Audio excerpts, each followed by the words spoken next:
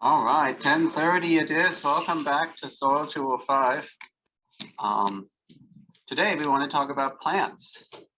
And in the last lecture, we talked about evaporation of water from soil. Before we looked at infiltration as a process of how the water gets in the soil. So now we're looking at yet another pathway of how water may move out of the soil back into the atmosphere. But this time it's going to go through the plant. And the plant does that, of course, not just to transpire water, but it does so to, well, produce biomass, to be a primary producer for all the other living organisms that rely on the primary production by the plant. Okay, so this is basically the start of the food chain in a lot of ways for the terrestrial ecosystem. And you see in this little diagram that there's a whole bunch of things that go on, and we're going to explore most of them as we go through this. You already see in here, you have things given in kilopascals, and you're going from low negative values to high negative values in the atmosphere. So that relates to the potentials that we've been looking at in terms of water potentials in this soil plant atmosphere ecosystem. And you see a whole bunch of other processes that are going on here that some of them we've already looked at, how things move through soils. We'll explore them in detail as we put them in relation to how things move towards the plant and through the plant and out into the atmosphere. Right? So the bitsy of how water gets from the soil to the root and how it moves up in the plant, we'll do on Friday. But the bitsy where water leaves the stomates and goes into the atmosphere, that we'll do today. So we'll do a little bit of exploration of how much water it takes to produce biomass and where all the water goes and why the water use by plants is so high. So, but before we get to how much water does it take to produce 40 pounds of dried alfalfa pellets? Is it 100 pounds, 1,000 pounds, 5,000 pounds, or 50,000 pounds, which would be 6,000 gallons of water to produce 40 pounds of alfalfa? Who has a thought?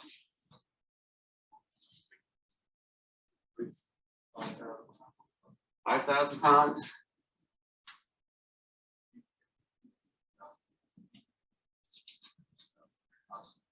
Number 4. You second that? All right. Well, we got a motion on the table. Who thinks it's number 4?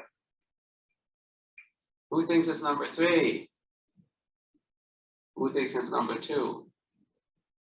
Who thinks it's number 1? All right, a diversity of opinions. The first one doesn't take it very much, but about the equal split between 2, 3, and 4. Well, the solution to the problem is it is number 4. It is a tremendous amount of water you need to grow alfalfa. And alfalfa in particular, I mean, alfalfa is really one of the water-intense crops you can grow. If there's anything out there that will use a lot of water, it's alfalfa. But the basic story is true for just about every other plant, minus cacti. A lot of water to make a small amount of biomass. So what I want to do with you in the next half hour or so is to explore why that number has to be that big and why it can't be any different. Let me just check what popped up here in the chat. Ah, yes. So let's go right to it. So let's review something that we've looked at before, just to get us back up to speed. And that is this whole thingy of photosynthesis. So photosynthesis, the basis for all ecosystems, the plants being the primary producer. So we have 6 CO2 plus 6 H2O. Then we add a little bit of energy from the sun to it, and we get glucose, C6H12O6 plus, great for us, 6O2 as a byproduct out of this whole system. Okay, so we take 2 low energy compounds, right? That's what we have over here. This is all low energy. And we go to high energy compounds. right? I mean, sugar, the glucose obviously has high energy, and well, oxygen, right? I mean, that we need that stuff to burn things, so there's energy there as well. So we oxidize, or we and other organisms oxidize things. So there's high energy there. And how the energy gets there is, of course, from our little friend, the sun. And the little sun sends down photons, and it takes a minimum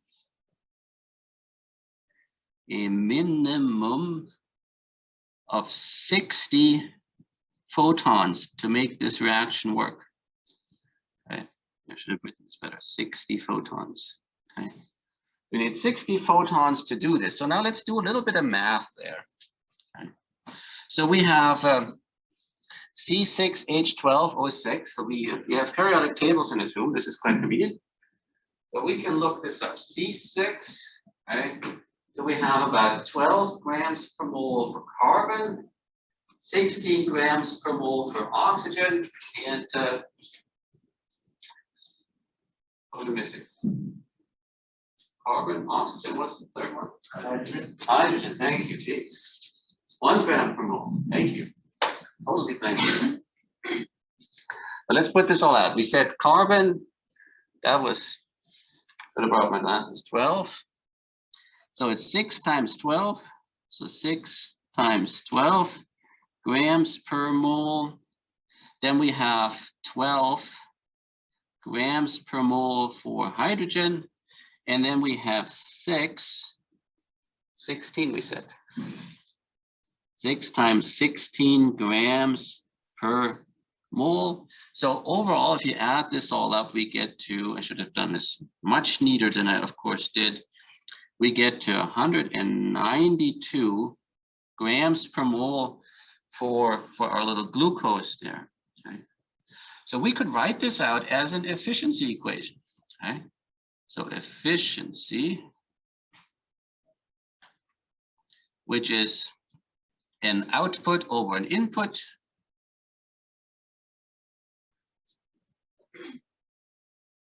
which in this case, the output being you have 192 grams of glucose per mole, and we needed 60 moles of photons.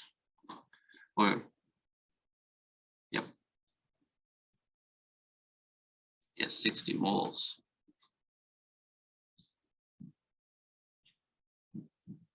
Photons. So in other words, what we get in the end is about a ratio of, and it's a little more than 3 grams of glucose per mole of photons. Okay, so that doesn't sound so bad. Okay, fine. It is what it is. It turns out that the conversion with the 60 photons from this to this is about 30% efficient. Okay, give or take, it's about a 30% efficiency rate there. Okay, and I mean, I don't know how many of you are taking a crop physiology class, right? It doesn't all happen in one step, right? I mean, there's a couple of steps in between, 23 or so, and overall, each one of these steps is not terribly inefficient, actually quite efficient. But since you have 23 steps with a little bit of loss everywhere, you end up with about a 30% efficiency rate there, okay? So that's not too bad, but quite frankly, it's not quite as efficient as this because the actual efficiency is somewhat lower. So the actual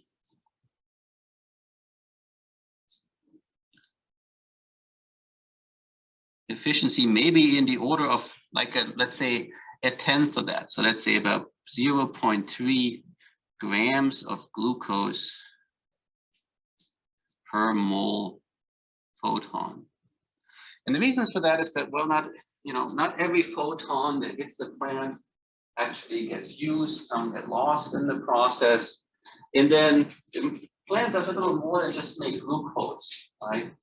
So then the glucose gets used for stuff, right? The plant wants to make lipids and lignin and all the other stuff.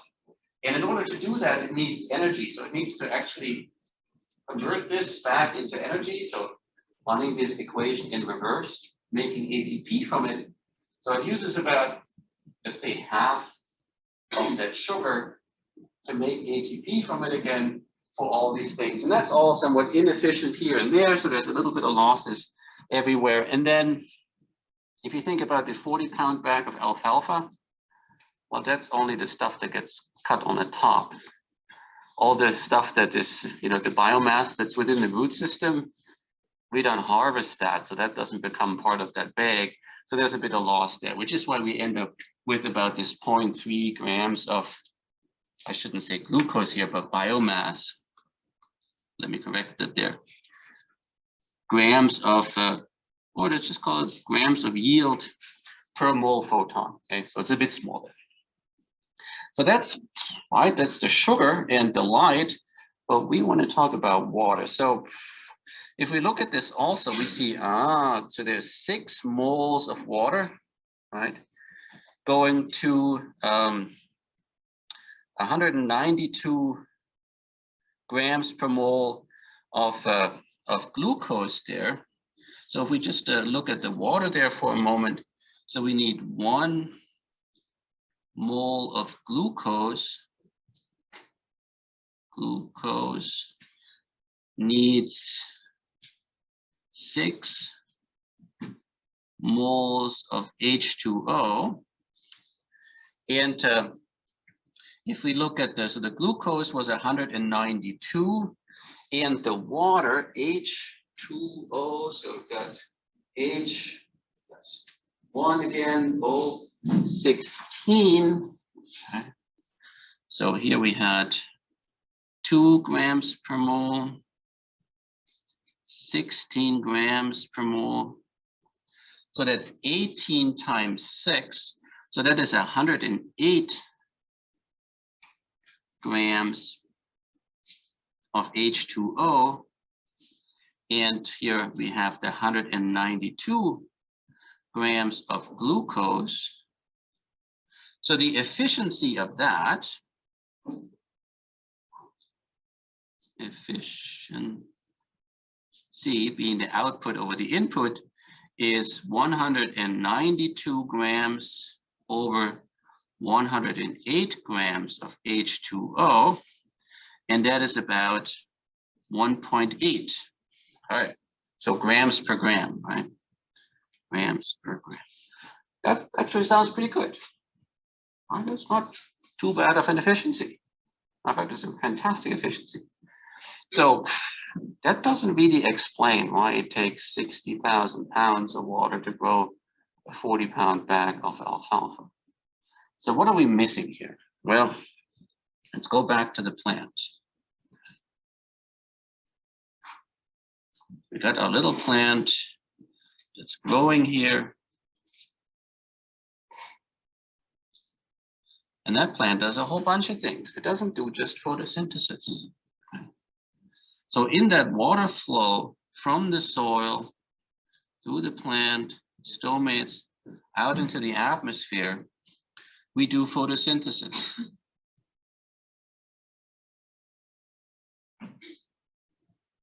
And in this process of photosynthesis, the water use is very efficient, but only about 1 to 5% of the water taken up by the plant or plant water use is used in photosynthesis.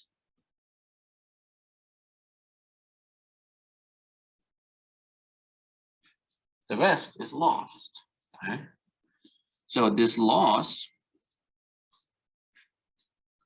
isn't quite a loss though. Okay? So what is in this loss are some processes along the lines of transporting nutrients,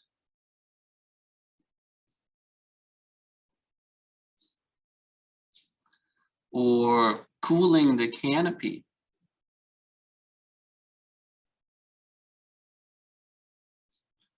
or upholding turgor. So even though, as you see there, it's 90+% of the water that moves to the plant, 90% of the water taken up from the soil, moving through the plant, out the stomates, not being used for photosynthesis. But it's not all just total loss, right? It's a big amount of water that goes to, but it has some beneficial uses. But we haven't really answered for why that number is so huge. So for that, let's take a closer look at our little friend, the stomates, and how we define water use efficiency. So water use efficiency is similar to the efficiency we just had with the photon and glucose efficiency. So it's the yield divided by the water loss, which in this case would be the transpiration. Okay. And it turns out that if you study plants a lot and you measure the water used by plants and the yield by plants, you get a very simple relationship between the two.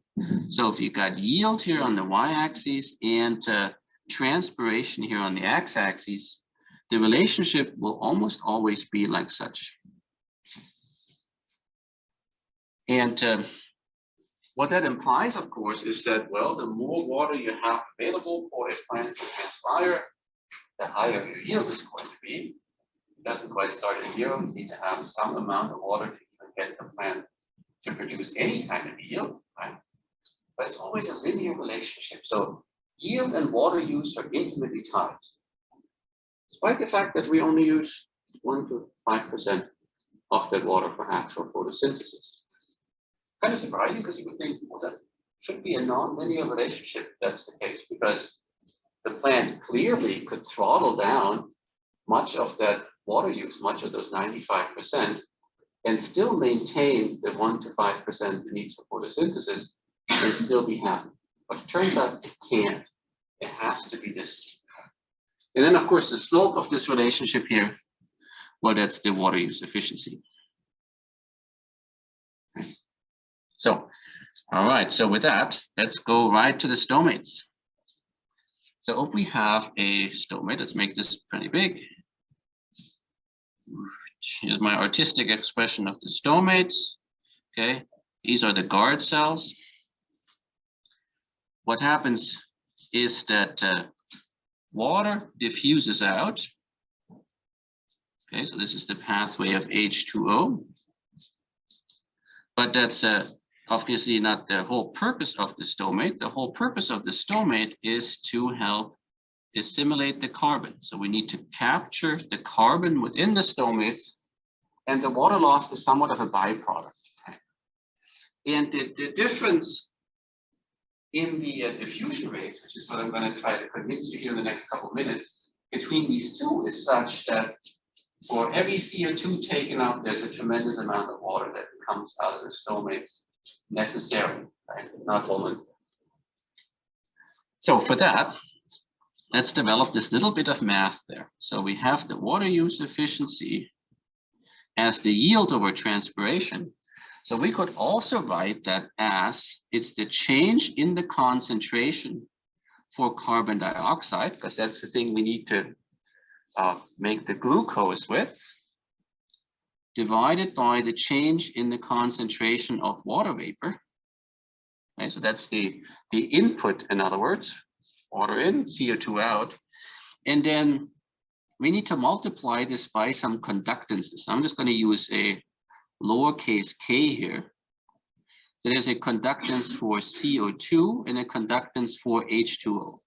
And what this conductance is in a lot of ways, you could think of that as the stomatal conductance. Okay, so similar to the Darcy law that we've looked at for water flow. Right, so you have a concentration gradient that now drives the transport of water from within the stomates to the outside. Okay? So it's going to turn out the relative humidity here is higher than it is out here, and that drives the flow. That's our driving gradient. But there is some kind of resistance, or the inverse of it, the conductance, that mediates that exchange. So it's not an immediate exchange of those. Just like we had for the Darcy law, driving gradient, hydraulic conductivity equals the flux. Okay? So same kind of principle. So let's first work out the concentration gradients and look at the how that drives the whole response. Okay. So for that, let's state some things. So the first one is the relative humidity within the stomates is pretty close to 100%. Okay.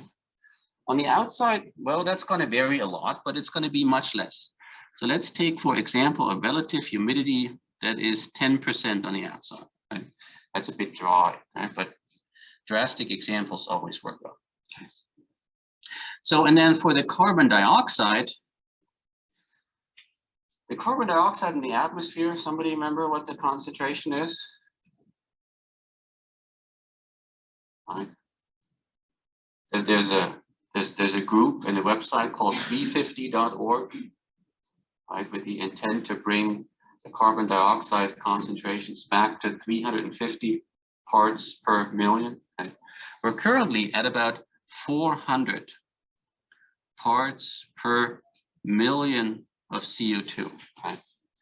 So that's pretty, right? 400 parts per million. So for a million air molecules, right, there's 0.04%. So it's a small amount.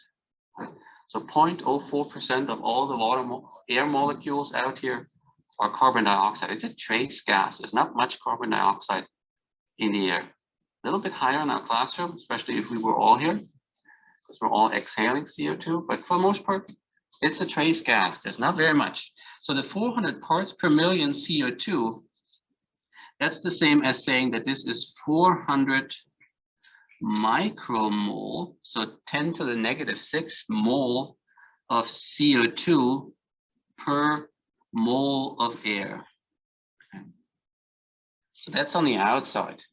Now on the inside of the leaf, it turns out that the plant isn't terribly efficient with the uptake of carbon dioxide. So it can't just drive the concentration down to 0.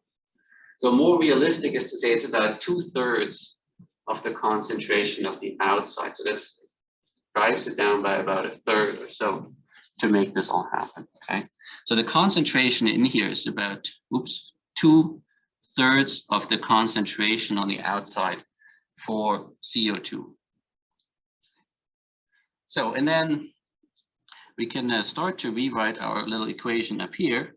So now we have the concentration gradient there in CO2. So that is now going to be the 400 micromoles, which is the same as 0.0004 moles of CO2 per mole of air.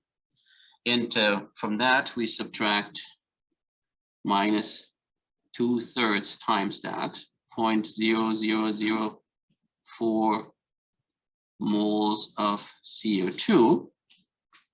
And what do we do with the concentration gradient? Oh, sorry, put this in the wrong place, didn't I? That's CO2. Well, we can just write out the math right there, which I have right there. So let's write it out differently. So let's do it. It's basically 1 minus 2/3 of 0.0004 moles of CO2 per mole of air. And now we need to worry about the concentration of the water vapor. So I gave you the relative humidity levels, but the relative humidity doesn't tell you anything about the concentration per se. So that would be nicer to know what the vapor pressure is. So we can go into our psychometric chart, which we have here. So here you have lines that you've got the temperature on the x-axis and the vapor pressure on the y-axis. That's a partial vapor pressure. And then the number of lines here all correspond to a different relative humidity. So we have the 10%, 20, 30, and then the 100% relative humidity being that bold line here. So now we can look up for, let's say, room temperature, a little warmer, 25 degrees Celsius, 100% relative humidity. We end up with about 3.7 or so. if we go to 20 degrees Celsius, a really more room temperature, we end up closer to 3 kilopascals of the vapor pressure. So let's go with the 20 degrees Celsius room temperature-ish and 3 kilopascals, and that would correspond to within the stomates. And outside of the stomates in the atmosphere, we said we'll be at 10% relative humidity, so 20 degrees, 10%, and we end up with about 0.3, right? So 10% of that vapor pressure on the inside of the loop. So now we can just plug that in there with the one little extra step, and that is, okay, so now the concentration here, so let's say we've got the 3 kilopascals of H2O as the vapor pressure, and that is the same as saying that we have 3 kilopascals of partial pressure with respect to the total pressure of air, which the standard atmosphere is 101.3 kilopascals, but let's do the math easy and say that's 100 kilopascals of air pressure. Okay. And that, of course, is the same as saying we've got 3 moles of H2O per 100 moles of air. And then when we plug this into our little equation there, that basically comes out to be, so we have 1 minus, and now we subtract 9/10 of that. Is that right? Yes, 1 9/10, and then 0.03 moles of water vapor per moles of air. So kind of already look at this and be like, ooh, right? I mean, that's about 100 times, higher concentration gradient for water than it is for carbon dioxide. So every time the stomates are open, the concentration gradient for water is 100 times more. So it's almost like if you open your mouth as a stomate, and for each carbon that you capture, basically, you lose 100 water molecules, ish, just based on this. So now, the other thing we need to take care of is these conductances here, right? And that's just going to add to that unfavorable ratio there in a lot of ways. Okay? So for these conductances, and we'll do this on another slide. For these conductances, let's look back at what we are diffusing here. So one is, look, carbon with the big old oxygens hanging off here. So that's our CO2. And we've just looked this up. So that's 12 grams per mole and 16 grams per mole, right? So the total thing here is not 24, but 44 grams of CO2 per mole. And then the other thing that is going across is this little guy. Oops, the O should be the same size. Oh, and then there's these teeny tiny H's hanging off here. Right. So we have 16 and then 1 and 1. So overall, an 18 grams of H2O per mole. So in other words, the thing we're trying to capture is huge, and the thing that we lose in the process is tiny. Okay, so it's basically, it's this door, and we have a bunch of elementary school children, that being the water, that are rushing out when the bell rings, and at the same time, some senior citizens that have eaten too much at the buffet are trying to get into the door. And of course, the elementary school children have a much easier time rushing out than overweight senior citizens trying to get in. So it turns out that the speed at which this happens, so the speed of diffusion,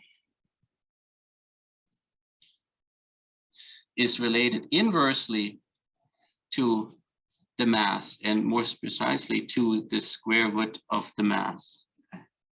So in other words, the conductance of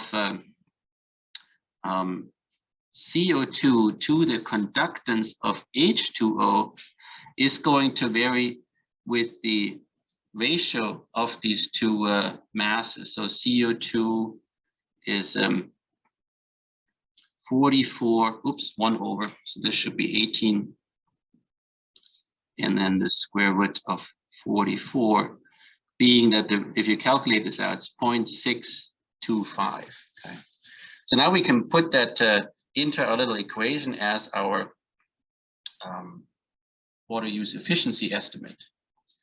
So now our water use efficiency equals, let's see if I have all those numbers written out somewhere so I don't have to copy it down, is 400 times 10 to the negative 6th,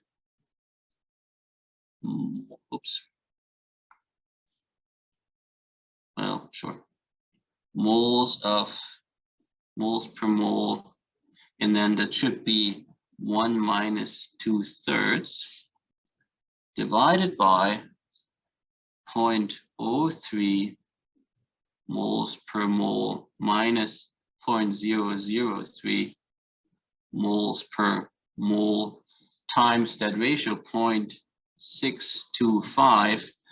That gets us to 133 over 43, oops, 1 0 too many,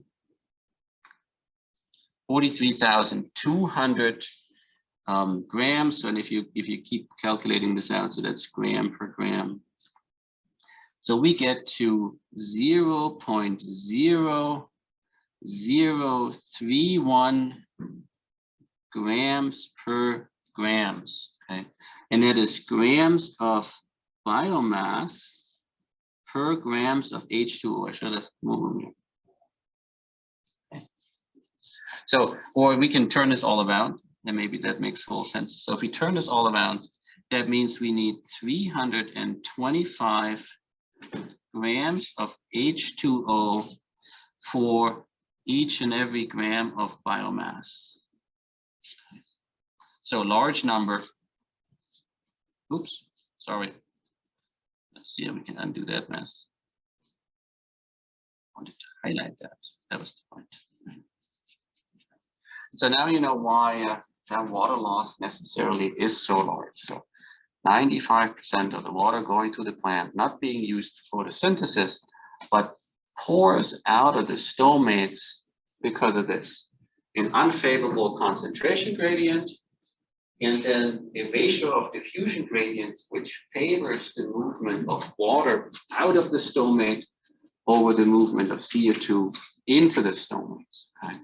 So that seems terrible, but like I said, it has some beneficial uses too. So that extra water movement helps with the transport of nutrients, upholding turgor pressure, the cooling at the canopy helps with it as well. Yes. They do. So this is about the efficiency we would have for a C3 plant. A C4 plant is much better, has a better enzyme to capture this little guy. So the water use efficiency for a C4 plant will be better than that for a C3 plant. And then a CAM plant's even going to be better than that. Okay. So those are the big trends. And then, within the C3 and C4, there's also going to be some variation, but overall the story is going to be the same. Yeah. Is there enough variation?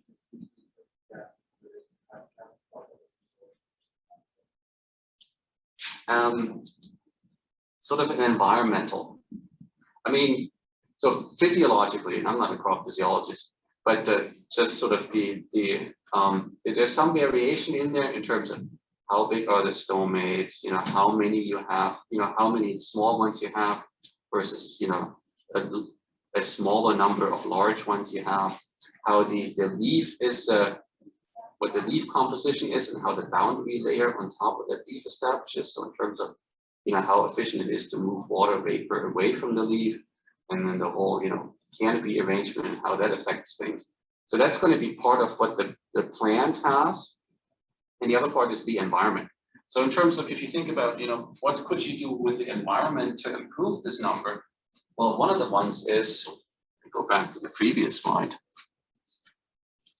Right, so here we assume 10% relative humidity. if the relative humidity on the outside is much higher, then that water loss is less. So if you think about the rainforest versus growing the same plant in an arid desert, there's going to be a big difference in the water use between these two. The other one is, right, I mean, there's 400 micromoles of CO2 per mole of air. We're increasing that. That's a good thing, right? Because that will make that whole thing more efficient. The water use efficiency should go up with increasing carbon dioxide concentration. And it will. I mean, it's easy to test. So when NASA grows stuff in environmental chambers, they artificially increase the carbon dioxide concentration in the atmosphere to improve the water use efficiency. So that you can do. The other thing you can do is, where the other environmental variable comes into, is temperature. So right, that's what you got in here.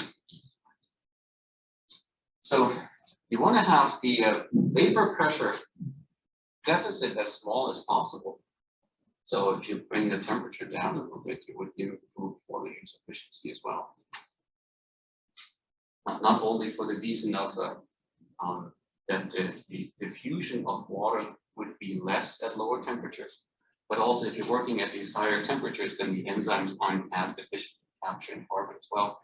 So having the temperature cooler usually would be a good thing for both the photon efficiency and for the water use efficiency, up to a limit, of course. So good question. Yeah. So there's a CO3 concentration. You kept raising the concentration. That's not my field of expertise. There probably is. I have no idea whether there's a toxicity limit to plants at some point in time. I would be more worried about a limit to us. So if they're in the chamber, ask a crop physiologist. On first thought, I would say no, not really.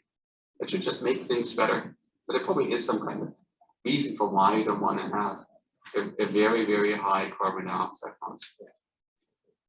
But yeah, we will get a headache if the carbon dioxide concentration gets too high. Plus the whole climate change thing. Yeah, excellent question. Good. All right, any other questions? Okay, plants use lots of water, almost inevitable. So what we want to do next time we meet is to look at, well, that water has to come from somewhere, and it comes from the soil.